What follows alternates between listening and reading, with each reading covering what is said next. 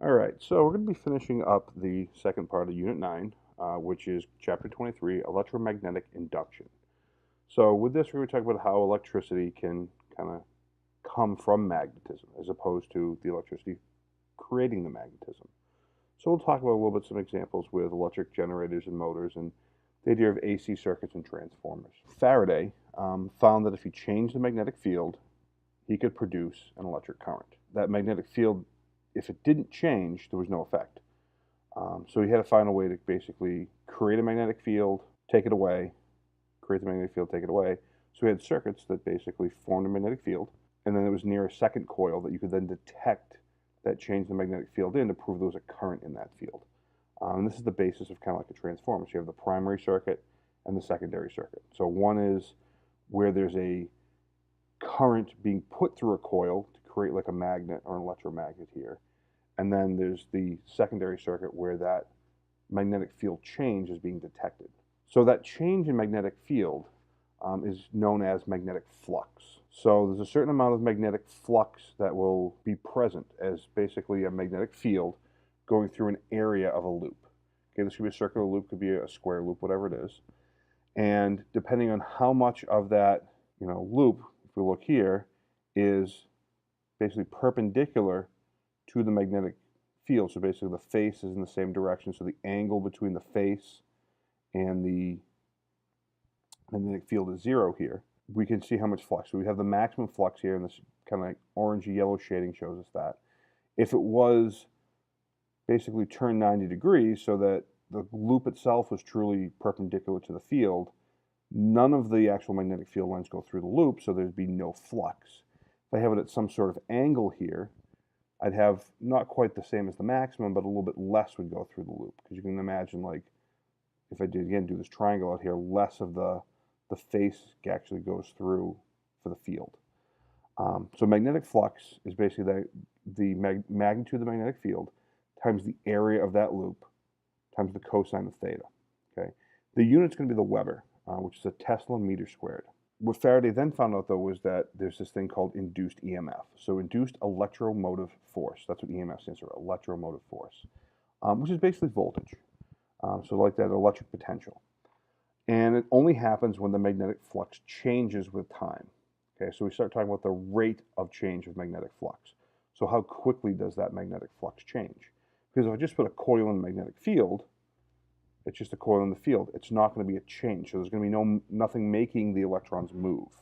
So in general, the rate at which the magnetic flux, changes is, delta phi over delta t, because we're using phi to represent magnetic flux. And if I multiply it by the number of loops, so I have that the induced EMF, E, which is kind of funny looking E here, equals negative N delta phi over delta t.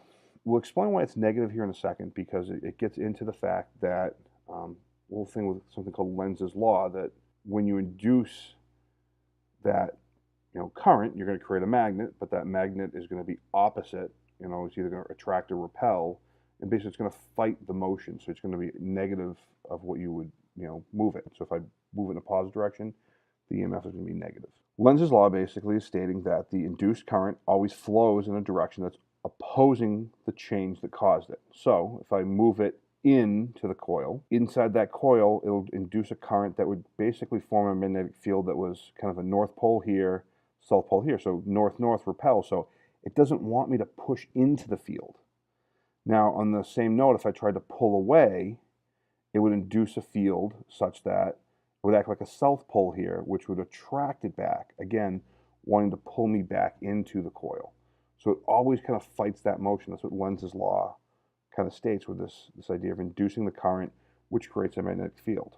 But this becomes important for us for generators, because what a generator is it's a way to convert mechanical energy into electrical energy by moving a coil in a magnetic field.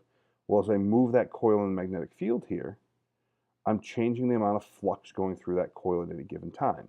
So if at this point here I've got a positive amount, I then start going towards no flux, then I start going towards a negative maximum, then I again go towards no flux, then go back towards a positive maximum. And that process keeps going. This is how we generate an AC current, an alternating current from a generator. You could use things like rectifiers and whatnot to get a direct current or DC current from this. So now a transformer, which we're all very familiar with, I call them wall warts. It's what you plug in to charge your cell phone or charge your computer. Would take a primary coil, okay, and you'd run an AC current through it.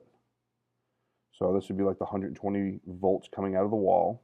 That current would be going through this coil.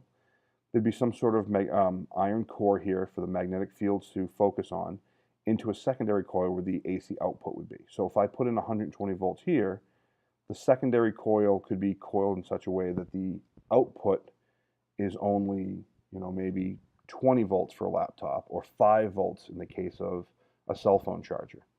And again, it gets into the coil ratio. So if I put in a certain number of coils here, what's the number of coils I output here to balance that out? Because the magnetic field created here, if I go through the whole idea of n number of loops, the flux over time, I can calculate out what the actual EMF would be based on those number of loops that I put it through. So the key piece here is that electromagnetic induction is a two-way street.